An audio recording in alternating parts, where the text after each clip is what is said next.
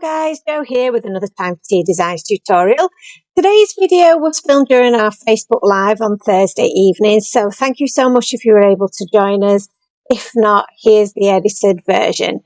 So I decided to make a card for the men in our lives during this tutorial because Father's Day in the UK is coming up really soon. And I know that masculine cards are something that we all struggle with. So I thought I'd give it a go during the live. So I'm just cutting my cardstock at the moment. So you've seen there that I've just trimmed two pieces, a piece of A5 cardstock, in roughly half so that it fits an A6 card blank.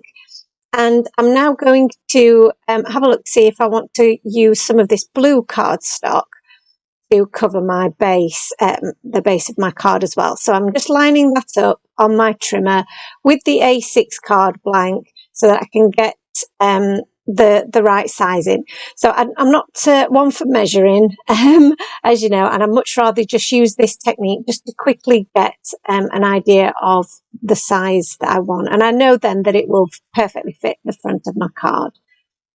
You could alternatively, if you wanted to, cut your cardstock down and score it so that you were making your card base out of the blue cardstock. But I do like to do it this way because the card blanks that we've got are a very good weight. And I know they're really good quality. It also means that I save on my coloured cardstock, which is a little bit more expensive. And I also, it also means then that you can write on the inside of your card because it's white. So I'm going to start with my background first, and we're going to do some ink blending. So I've selected 3 of my beautiful blender brushes that are, have appropriate colours already on them.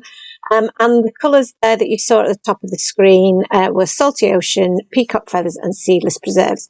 So I had seen this combination, I think, on Pinterest or something similar, and I really loved how it looked.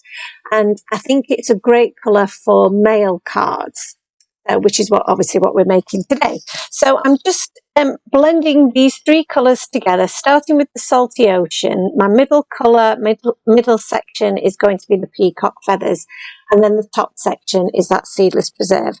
Now, Seedless Preserve is a strong colour and doesn't immediately blend with that Peacock Feathers. I also made a mistake there and dipped my brush into my Seedless Preserve instead of the Peacock Feathers, which seemed like a disaster at first, but actually you can wipe that off with a microfiber cloth on your brush and you can go back over that with your Peacock Feathers and blend that out.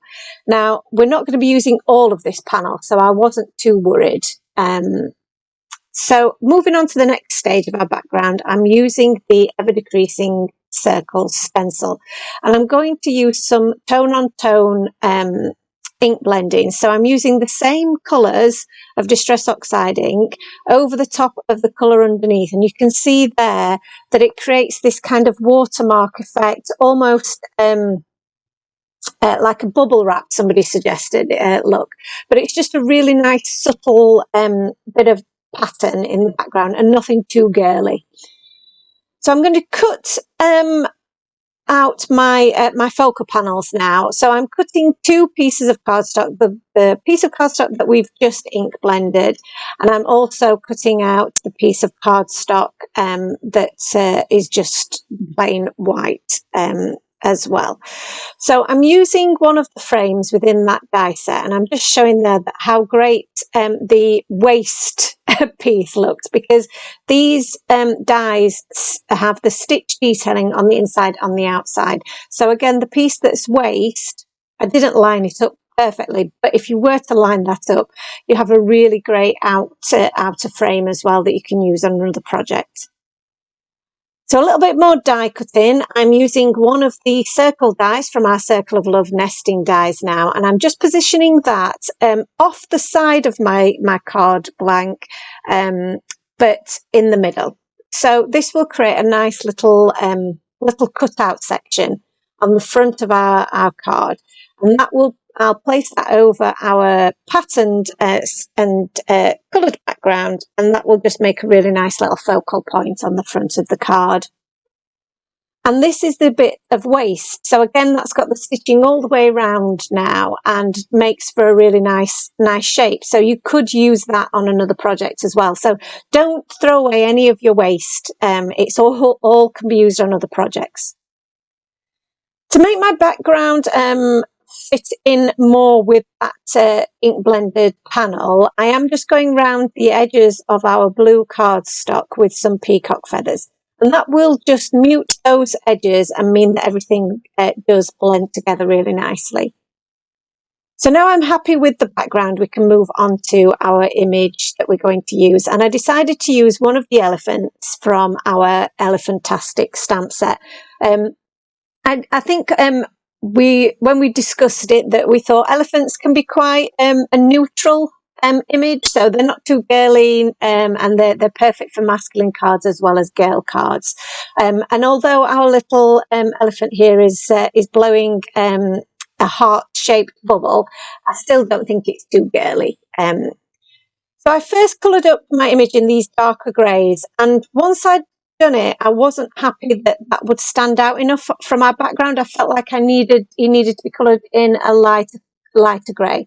So I decided to stamp him out again, and I'm colouring him up again with some paler grey shades, so the cool grey shades.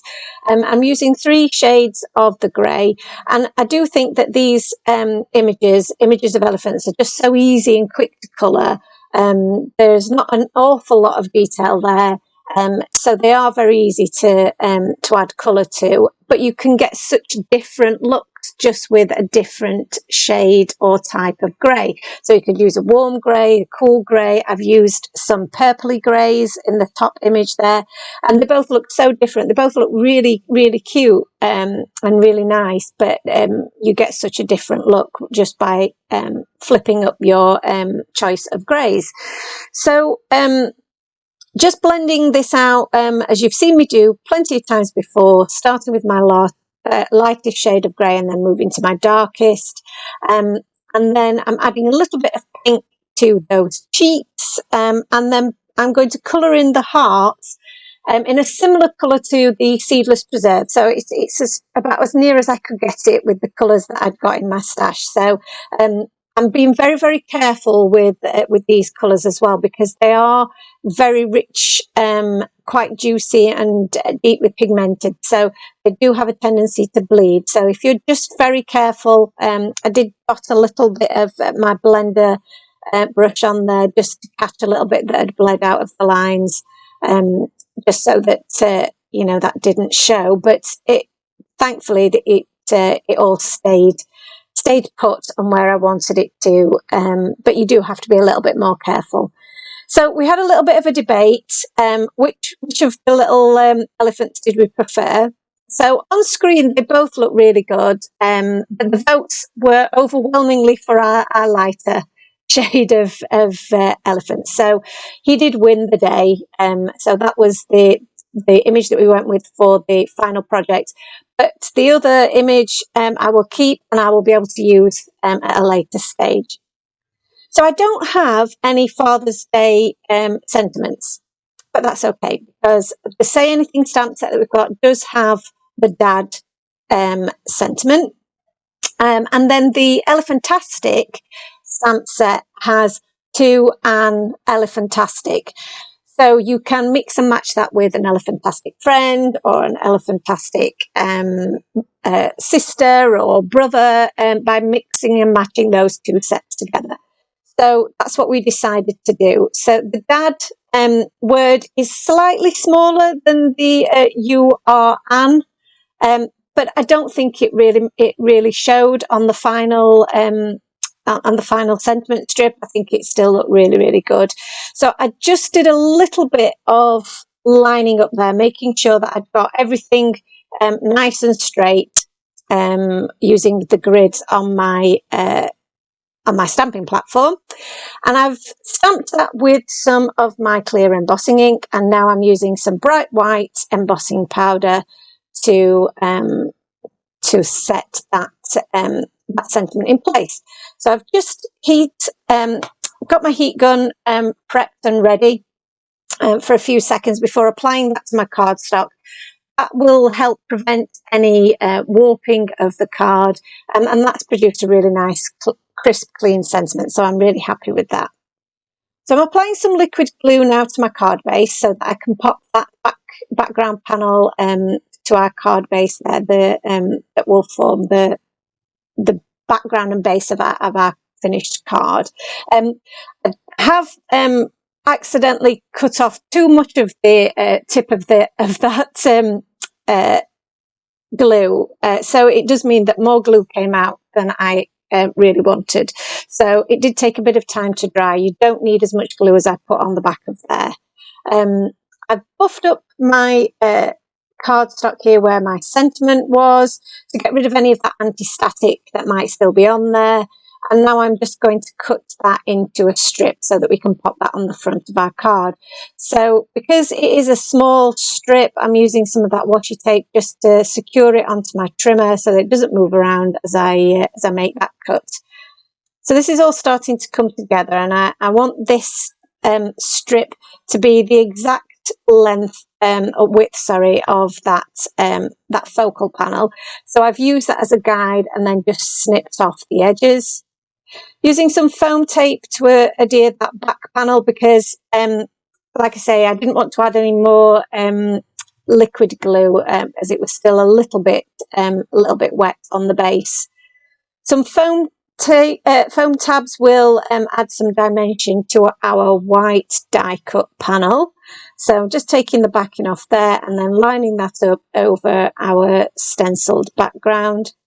And then I'm going to use a combination of foam squares and a little bit of tape runner to adhere the panel onto the front, because part of it will be in that circle recess and part of it will be resting on the top of it. So to make sure that that isn't going to bow and look uneven, I've used a combination of the two. I added some foam tape to the back of my little elephant, but once I attached him to the front, I realised that I was going to need 2 layers on his head, because again, part of him is going to be resting on our sentiment panel, which has already got some dimension, and then the rest will be in the recess. So I'm just adding a few little bits of foam tape and snipping those down to size so that I can pop him comfortably on top of our sentiment strip. So I'm really loving how this looks, but there is a lot of white space. So I do want to add some extra embellishments to that. But before I do, I'm just going to use my Jelly Roll pen to add some highlights, some little freckles to the cheeks. And then using my little pokey tool, I'm going to add some of my little enamel dots. The black ones will just go really nicely with our black sentiment strip. And I've done that in an odd number because I feel that just adds better balance. And then the final touch was some glossy accents to that heart, and that's our card complete. I really hope that you enjoyed our card today, and that's given you some inspiration for cards for the men in your life. If you did like the video, then please do like and subscribe to our channel. We'd love it if you could join us, and we'll see you again for another video real soon. Thanks again. Bye bye now.